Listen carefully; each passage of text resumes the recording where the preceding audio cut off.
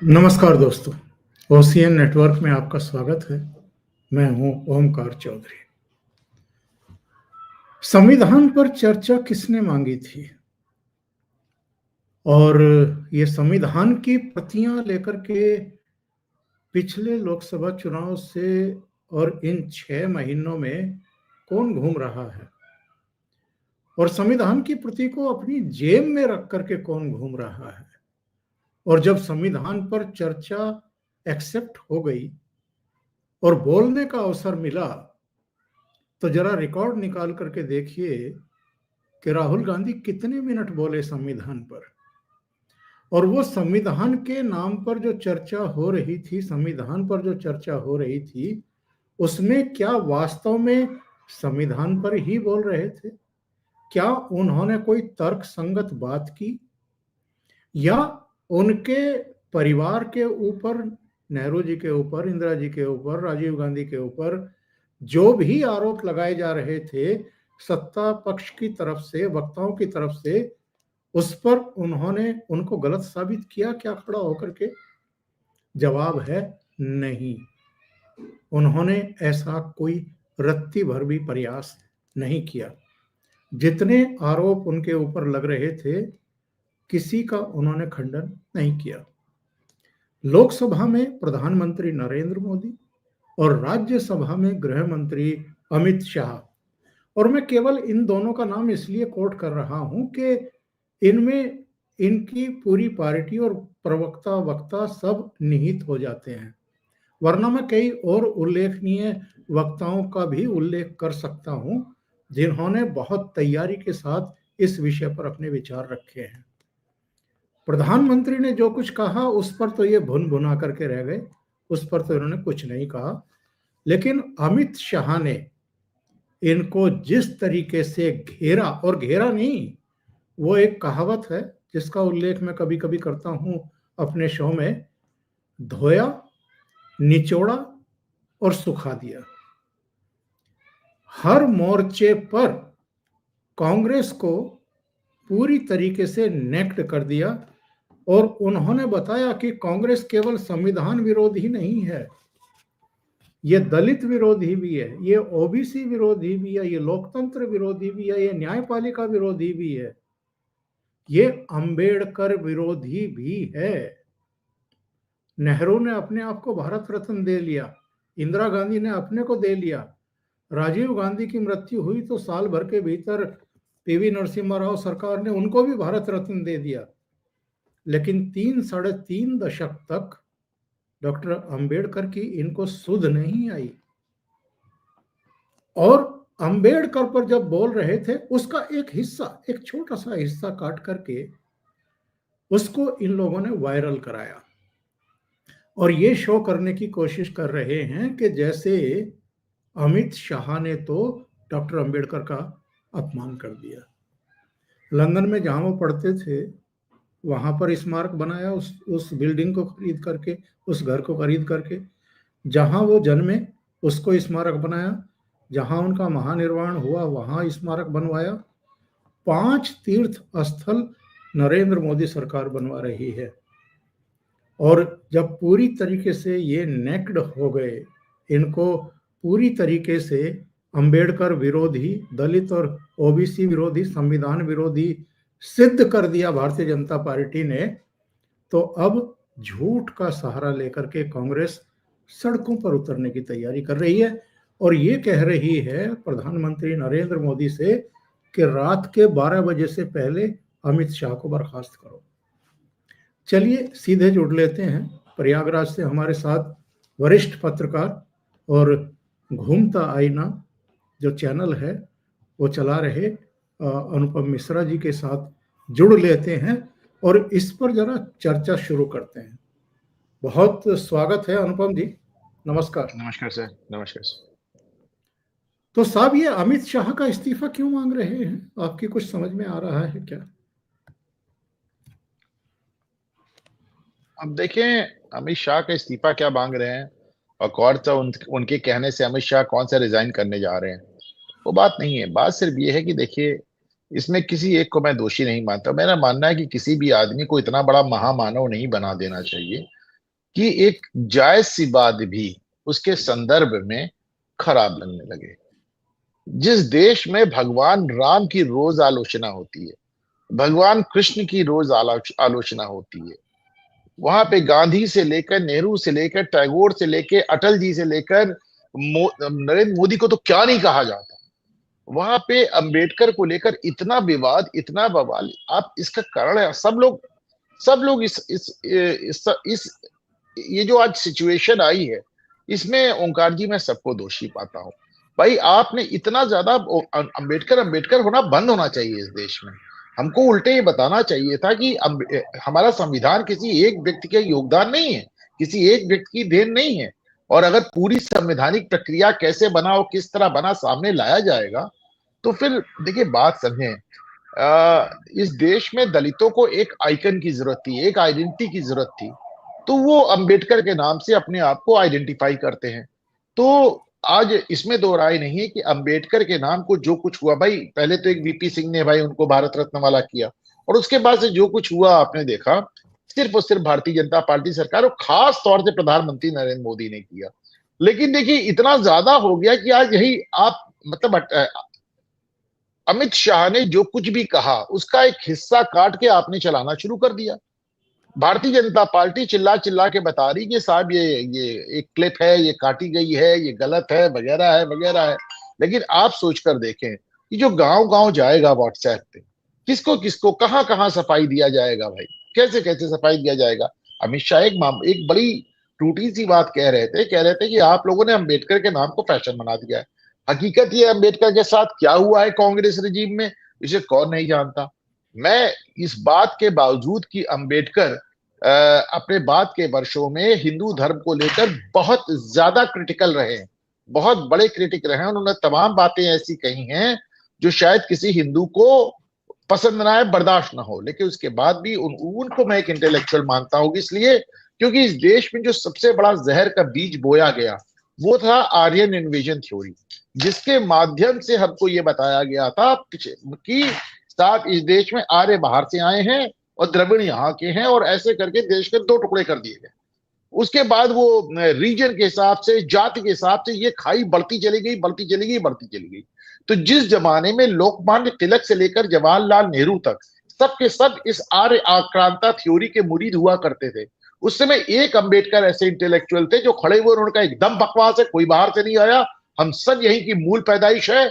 और उन्होंने कहा अगर ब्राह्मण आर्य है तो शूद्र भी आर्य है, एकदम उनका एकदम क्लियर कट था। तो इस तरह एक अंबेडकर को मैं इस तरह का इंटेलेक्चुअल मानता हूं। अंबेडकर इकलौते आदमी थे जिन्होंने कहा था संविधान सभा के दौरान, उन्होंने पहले कहा था कि साहब अगर अब बंटवारा हो ही रहा है तो सारे मुसलमानों को भेज दो पाकिस्तान, सबको भेज दो, वरना एक भी मुसलमान रह गया तो यहां दिक्कत पैदा हो जाएगी। आप मुझे बताएं 77 साल में और कौन सा ऐसा महामानव पैदा हुआ जिसने इतनी बड़ी बात कह दी। कहा उन्होंने, आज अगर ये कोई बात कह सकता है तो केवल आज की तारीख में 77 साल बाद योगी आदित्यनाथ कह सकते हैं, और 77 साल पहले डॉक्टर अंबेडकर ने कही थी। इसलिए मैं मानता हूं कि ठीक है, एकदम खरे को खरा बोलना उनका मतलब इस तरह के वो एक बुद्धिजीवी थे, लेकिन इस तरह उनको एक ऐसा महिमा मंडन कर देना कि उनके बारे में एक जायज बात भी कही जाए और उसका टुकड़ा काट के। अब रही बात कांग्रेस की, तो कांग्रेस करे क्या? कांग्रेस ने शुरुआत की संसद में अडानी का नाम लेकर, अडानी के बाद राहुल गांधी संसद से ही गायब हो गए। आप ये देखिए कि कितना महत्वपूर्ण बिल पेश हो रहा था, वन नेशन वन इलेक्शन, जो आने वाले सदियों तक इस देश के राजनीति पर एक इसकी छाप होगी, और राहुल गांधी अपनी सीट पर नहीं थे, गायब हो गए। तो साहब पहले आपने शुरुआत की अडानी से लेकर, उसके बाद आप आ गए फिलिस्तीन पे, उसके बाद आ गए आप बांग्लादेश पे, उसके बाद आप आ गए अम्बेडकर पे। तो उनके पास देखिए मुद्दों की कमी है, उनके पास मुद्दे नहीं है। और सबसे बड़े कारण यह है कि जब जिस जमाने में भारतीय जनता पार्टी विपक्ष में हुआ करती थी तो उनको बड़े कांग्रेस पार्टी से बड़े मुद्दे मिल जाते थे, रोज भ्रष्टाचार होता था। अच्छा, भ्रष्टाचार भी कैसे सामने आता था? कभी सीएजी रिपोर्ट से आता था, कभी सुप्रीम कोर्ट की किसी पीआईएल से आता था, कभी आरटीआई से आता था। तो ऐसे ऐसे भ्रष्टाचार सामने आते थे कि रोज उसको साहब आप कांग्रेस को लपेटते रहते थे। कांग्रेस पार्टी को पिछले 10 साल में भ्रष्टाचार का एक ऐसा मुद्दा नहीं मिला जिसपे वो प्रधानमंत्री नरेंद्र मोदी की सरकार को घेर सके। तो बार बार इस तरह कोई ना कोई एक तमाशा करते रहते हैं। अब उन्होंने एक नया तमाशा कर दिया। भारतीय जनता पार्टी गला सुखा ले रही है बताने में कि साहब ऐसा नहीं, ऐसा कहा था और ये क्लिप काट दी गई, वगैरह वगैरह वगैरह। पर जाहिर सी बात है जब एक इस तरह के जब बयान जाते हैं, फिर वो संविधान बदलने वाले हों, आरक्षण खत्म करने वाले हों, अम्बेडकर के बारे में हो, तो फिर उसमें भी झूठ और सच का फर्क करना बड़ा मुश्किल हो जाता है ओंकार जी। ये और कांग्रेस इस बात को जानती है, वैसे भी वो झूठ पे थ्राइव कर रहे हैं। आप देखें, राहुल गांधी जमाने से कह रहे हैं कि पूरे देश में पेट्रोल छिड़का हुआ है, आज मल्लिकार्जुन खड़गे कह रहे थे देश में आग लगा देंगे। आपने सुना, मतलब बात सिर्फ बिल्कुल। वही हो रही है, बात वही हो रही है कि साहब इसको बांग्लादेश बना दो, और अभी तो हमने देखा संजय राउत कह रहे थे इसको सीरिया बन जाएगा। कांग्रेसी कह रहे थे बांग्लादेश हो जाएगा, संजय राउत कह रहे सीरिया हो जाएगा। तो बात सिर्फ इतनी है कि साहब 10 साल में इन लोग के दिल में एक अजीब सी कुंठा व्याप्त हो गई है। आपने आज उद्धव ठाकरे की प्रेस कॉन्फ्रेंस देखी, उद्धव ठाकरे की आपने, वो भी इस तरह की उटपटांग बातें कर रहे थे। तो 10 साल में इनके दिमाग में एक अजीब सी कुंठा व्याप्त हो गई है। उनको लग गया है कि भारतीय जनता पार्टी को नरेंद्र मोदी के नेतृत्व में हराना बहुत मुश्किल है, तो वो उटपटांग बातें कर रहे हैं। ओंकार जी, सुन लेते हैं कि अमित शाह ने कहा क्या था। होगा, अभी एक फैशन हो गया है, आम्बेडकर आम्बेडकर आम्बेडकर आम्बेडकर आम्बेडकर आम्बेडकर। इतना नाम अगर भगवान का लेते तो 7 जन्मों तक स्वर्ग मिल जाता। अच्छी बात है ना? ना सुनिए तो, सुनिए ना, आप सुनिए ना, मैं बताता हूं। हमें तो आनंद है कि आम्बेडकर का नाम लेते हैं। आम्बेडकर का नाम अभी 100 बार ज्यादा लो, परंतु साच अर्थ में आम्बेडकर जी के प्रति आपका भाव क्या है ये मैं बताता हूं। मान्यवर, आम्बेडकर जी को देश की पहली कैबिनेट से इस्तीफा क्यों दे दिया? आम्बेडकर जी ने कई बार कहा कि अनुसूचित जातियों और जनजातियों से हुए व्यवहार से मैं असंतुष्ट हूं, सरकार की विदेश नीति से मैं असहमत हूं, और आर्टिकल 370 से मैं असहमत हूं। इसलिए वो छोड़ना चाहते थे, उनको आश्वासन दिया गया, आश्वासन पूरा नहीं हुआ, उन्होंने इग्नोरेंस के चलते इस्तीफा दे दिया। और एक श्री BC रॉय ने पत्र लिखा कि आम्बेडकर और राजाजी जैसे 2 महानुभाव मंत्रिमंडल छोड़ेंगे तो क्या होगा।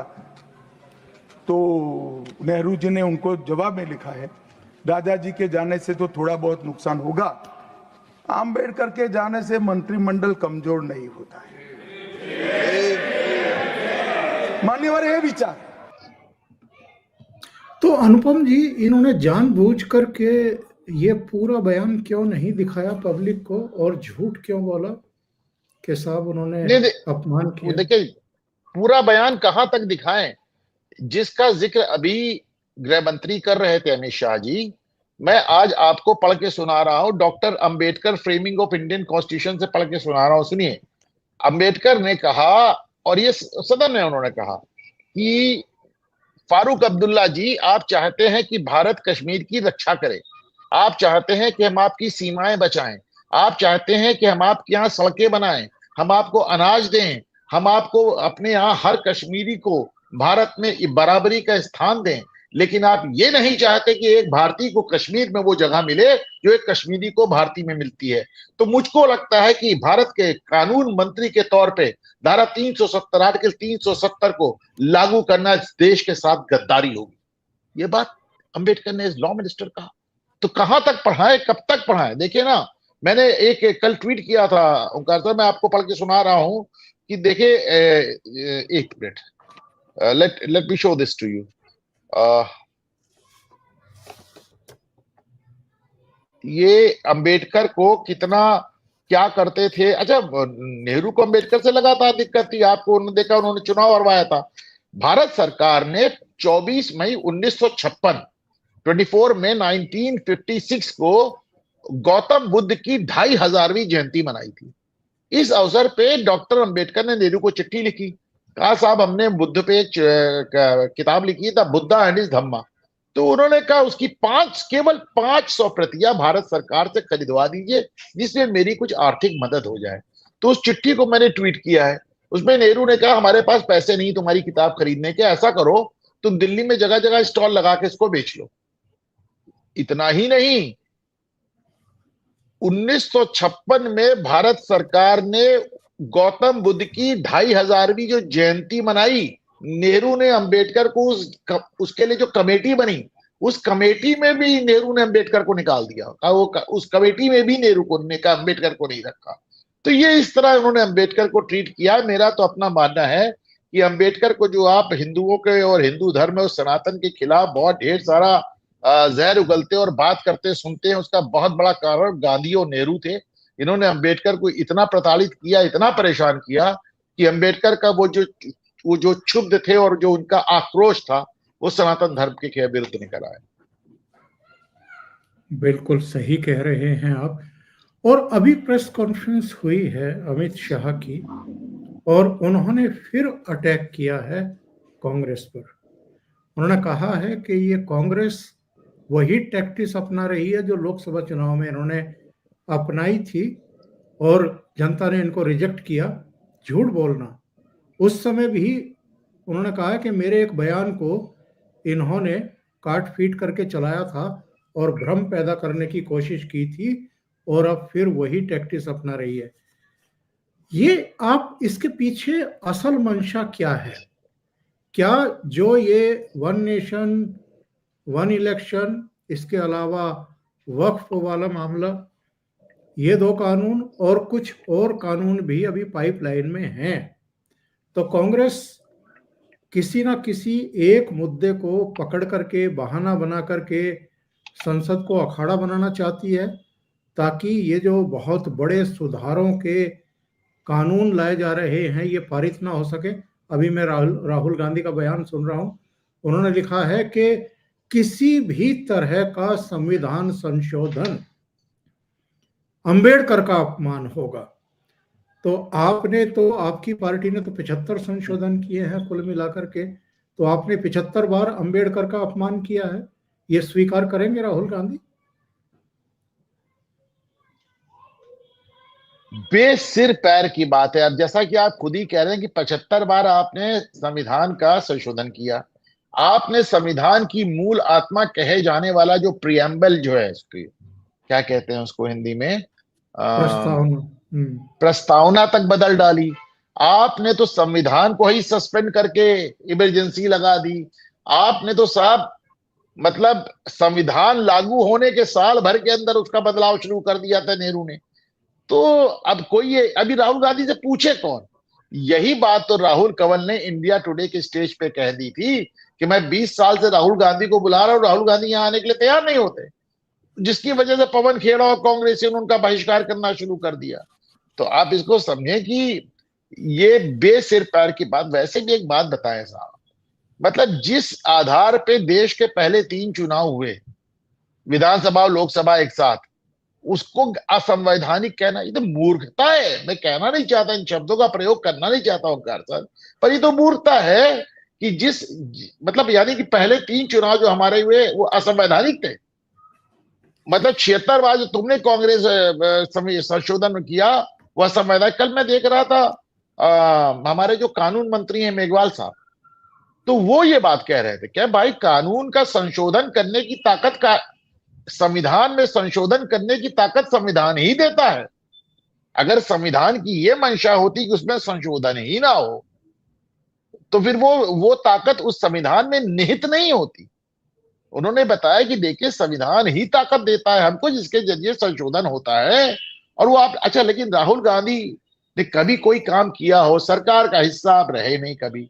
जब आपको सरकार का हिस्सा बनने का मौका आया तो आप प्रधानमंत्री के कैबिनेट नोट को और ऑर्डिनेंस को फाड़ रहे थे। तो आप हकीकत ही आपको कुछ बड़ी दिक्कत और हो गई साहब कि साहब फिलिस्तीन पे लीड ले लिया प्रियंका गांधी ने, बांग्लादेश पे लीड ले लिया प्रियंका गांधी ने, प्रदर्शन रोज कर रही है प्रियंका गांधी। प्रियंका के प्रदर्शनों में राहुल गांधी मौजूद नहीं रहते, आज पहली बार नजर आए। हर उनके प्रदर्शन में राहुल आज पहली बार नजर आए। मैंने कहा था आज पहली बार नजर आए। अंबेडकर की तस्वीर लेकर के भाई बहन साथ साथ खड़े और सुनिए, वन नेशन वन इलेक्शन पे बहस होती है तो राहुल गांधी गायब, प्रियंका गांधी मौजूद। और उस पे भी देखिए तमाशा कि वन नेशन वन इलेक्शन को लेकर जो ज्वाइंट पार्लियामेंट्री कमेटी बन रही है, उसमें भी कांग्रेस ने राहुल गांधी का नहीं, प्रियंका गांधी का नाम दिया है।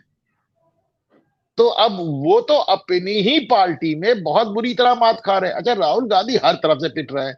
ईवीएम के मुद्दे पे आपके गठबंधन के सहयोगियों ने आप पे हमला बोल दिया, और फिर सबसे बड़ी बात कि राहुल के नेतृत्व को चुनौती भाजपा नहीं दे रही है, राहुल के नेतृत्व को चुनौती इंडी गठबंधन के लोग दे रहे हैं। पहले ममता ने दिया, फिर लालू ने दिया, फिर अखिलेश ने दिया, केजरीवाल ने दिया, उद्धव ठाकरे ने दिया, शरद पवार ने दिया। तो इनको तो चुनौती गठबंधन के अंदर से मिल रही है, और फिर गठबंधन पार्टी के अंदर से मिल रही है, और अब उनको जो चुनौती मिल रही है वो परिवार के अंदर से मिल रही है। तो राहुल गांधी का बौखला जाना बहुत स्वाभाविक है। अनुपम जी, ये बताइए, 54 साल की आपकी उम्र हो गई है, आपको इतनी समझ तो होनी चाहिए कि गुब्बारे को कितना फुलाना है और उसमें कितनी हवा भरनी है, और जब वो फूटता है तो आप रोने लगते हैं। क्या आपको इस बात की समझ नहीं है? और जब ये इनका गुब्बारा फूटा, संविधान का भी, आरक्षण का भी, न्यायपालिका भी के साथ भी इन्होंने क्या किया है, लोकतंत्र के साथ भी इन्होंने क्या किया है, तो अब रो क्यों रहे हैं? ये मैच्योरिटी कब आएगी? आज कल भी अमित शाह जी ने भी बताया और नरेंद्र मोदी ने भी बताया कि साहब, इन्होंने तो संविधान का कभी सम्मान नहीं किया। सबसे ज्यादा अगर एब्यूजिंग की है संविधान से तो वो कांग्रेस पार्टी, और खासतौर से ये परिवार। उन्होंने परिवार का नाम लिया, नेहरू के समय के सारे भंडे फोड़ कर रख दिए, इंदिरा गांधी के समय के रख दिए, राजीव गांधी के समय के रख दिए, और ये साबित किया कि इन्होंने संविधान को अपमानित किया। अमित शाह ने बाकायदा ये बताया कि किस तरीके से इन्होंने काका कालेलकर से लेकर के मंडल कमीशन तक की रिपोर्ट को रद्दी की टोकरी में डाले रखा, ठंडे बस्ते में डाले रखा, और काका कालेलकर की रिपोर्ट को तो लाइब्रेरी में पहुंचा दिया, पार्लियामेंट के पटल पर रखने के बजाय। तो एक तरीके से इन्होंने संविधान पर चर्चा मांग करके, वो कहते हैं ना कि दीवार में अपने आप ही अपना सिर जोरदार तरीके से टकरा देना और लहूलुहान हो जाना, तो वही काम तो इन्होंने किया है। इनको भारतीय जनता पार्टी की टॉप लीडरशिप ने संविधान विरोधी साबित कर दिया, आरक्षण विरोधी साबित कर दिया, लोकतंत्र विरोधी साबित कर दिया, न्यायपालिका विरोधी साबित कर दिया, अंबेडकर विरोधी साबित कर दिया कि उनको भारत रत्न नहीं दिया। अब कोई बचकर के भागने की जगह है क्या इनके पास? या देश में आग लगा देंगे अगर हमें एक्सपोज करोगे तो? अरे, भारत रत्न नहीं दिया, उनको चुनाव हरवा दिया, उनको कैबिनेट छोड़ने पे मजबूर कर दिया, कैबिनेट छोड़ने पे, उनको मंत्रालय छोड़ने पे मजबूर कर दिया। अंबेडकर, और आप अंबेडकर की बात करते हैं ओंकार से, कांग्रेस पार्टी ने तो पिछले 70 साल में, आप बताएं कि नेहरू के अलावा, नेहरू, इंदिरा, राजीव के अलावा नाम किसका लिया? इन्होंने तो सरदार पटेल को बैक बर्नर पे डाले, उनको सरदार पटेल को मुख्य से हटा। अब चूंकि भाजपा पटेल पटेल करने लगी, दो एक बार उनका नाम ले लेते थे। हम लोग, ओंकार जी, हम लोग जब बचपन में पलकर बड़े हुए थे, जब स्कूल में पढ़ रहे थे, और 2 अक्टूबर को गांधी जयंती मनाई जाती थी, आप यकीन करेंगे, मुझे नहीं मालूम कि आपका तजुर्बा क्या है, पर हमें तो स्कूल में कभी नहीं बताया गया कि आज शास्त्री जी की भी जयंती। कभी नहीं बताया गया, कभी नहीं बताया गया। हम लोग को कभी ये भी एक कहने, मतलब पासिंग रेफरेंस में भी ये बात नहीं कही गई कि आज गांधी जी भी का जन्म हुआ था, शास्त्री जी का भी जन्म हुआ। इन्होंने तो शास्त्री का नाम नहीं आने दिया, इन्होंने तो पटेल का नाम नहीं आने दिया। इनके चलते मोरारजी देसाई लोग कहां चले गए? अरे, इनके चलते तो भाई नेहरू और गांधी ने मिलकर सुभाष चंद्र बोस जैसे भारत मां के सपूत का क्या हाल किया, आपको मालूम? सरदार तो भगत सिंह, सरदार भगत सिंह का क्या किया बताइए। और उसके बाद गांधी परेशान थे कि साहब तिरंगे में चरखे को जगह दे दो, चरखे को जगह दे दोगे तो आपके राष्ट्रीय ध्वज में हमारी भी जगह हो जाएगी। तो इसमें कोई नई बात नहीं है। Ambedkar is no exception. I believe कि ऐसा कोई भी उस दौरान का नेता नहीं बचा जिसको जो कि नेहरू गांधी परिवार से हटके था और जिसको एकदम सिरे से खारिज नहीं किया गया। अंबेडकर तो फिर भी आप समझिए कि कांग्रेस के नहीं थे, जो कांग्रेस के अपने नेता थे उन सबको डिसोन कर दिया गया, सिरे से डिसोन कर दिया गया। इट वॉज ओनली लेटर जब विपक्षी पार्टियों ने शास्त्री जी का नाम लेना शुरू किया, पटेल जी का नाम लेना शुरू किया, तिलक जी का, तो वो आपने उनको धीरे धीरे से उठाना शुरू कर दिया। बाकी या फिर कभी कभी आप उनका जिक्र कर लेते हैं, वरना आप सोच कर देखें।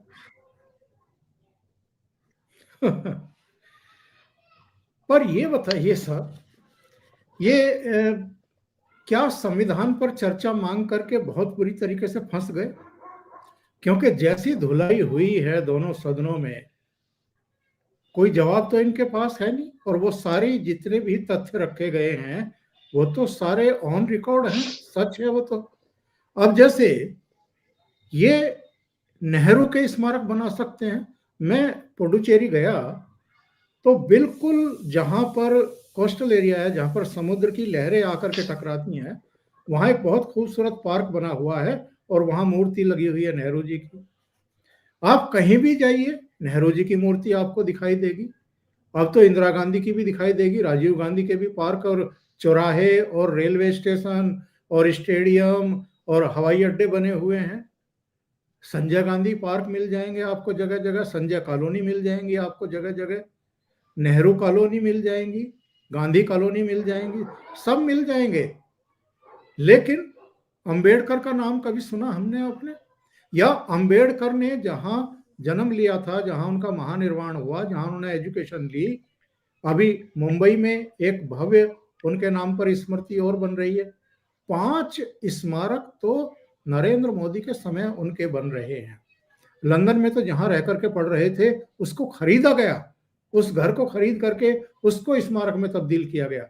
ये सारी जानकारी अब इनको परेशानी में डाल रही है, असमंजस में डाल रही है। ये अपमानित महसूस कर रहे हैं क्योंकि इनके कुनबे के तो सारे कारनामे अब सामने आ गए कि आपने अपने जिंदा रहते नेहरू ने अपने को भारत रत्न दे लिया, इंदिरा गांधी ने अपने प्रधानमंत्री रहते हो खुद को भारत रत्न दे लिया, राजीव गांधी की मृत्यु हुई एक डेढ़ साल के भीतर उनको भी पीवी नरसिम्हा राव ने भारत रत्न दे दिया, लेकिन बाकी को आप भूल गए।